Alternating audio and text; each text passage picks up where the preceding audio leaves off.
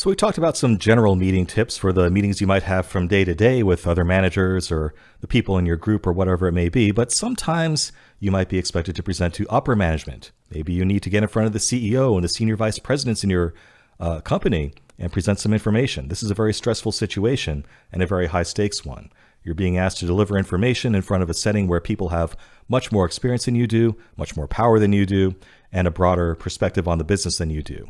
So you need to be careful in these situations, and they require a specific set of rules and preparations. First of all, be prepared. I said this before, but it's extra important in this setting. Make sure you anticipate the questions they may be asking you in this meeting, and you have the answers ready. It is less okay to say, I don't know in this setting than it was in other meetings. So have those answers. You are expected to know the metrics associated with your team. You are expected to know the status of your projects.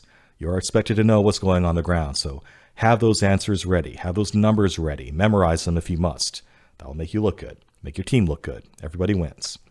If you can, sit in on similar meetings before you do this yourself. So if there is some regular meeting where managers like yourself are expected to present to upper management, ask your boss if you can sit in on one of those ahead of time. That will let you understand what to expect, the types of questions that might be asked, and make you better prepared for how to survive that experience yourself. So that can be extremely helpful. You might just have to ask for it, okay?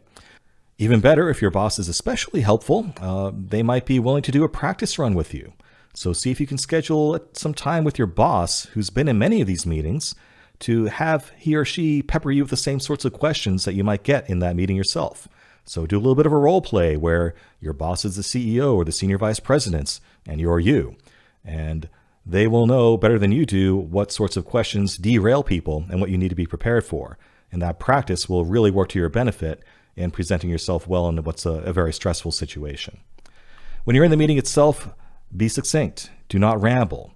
Remember, the time of these people in this room is incredibly valuable.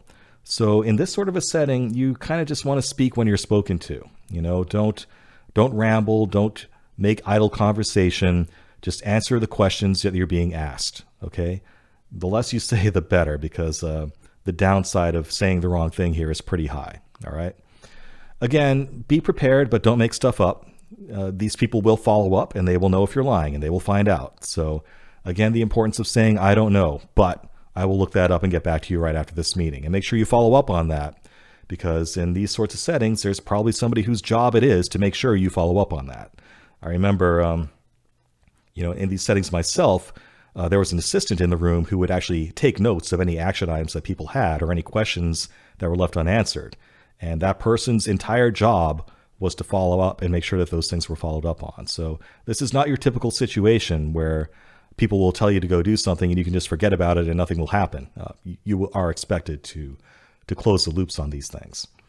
Also, don't take things personally. It's a very stressful situation for you, but they're probably not really concerned with you as a person. They're concerned with the business at this level, right? They're concerned with the results that your team is delivering or not delivering.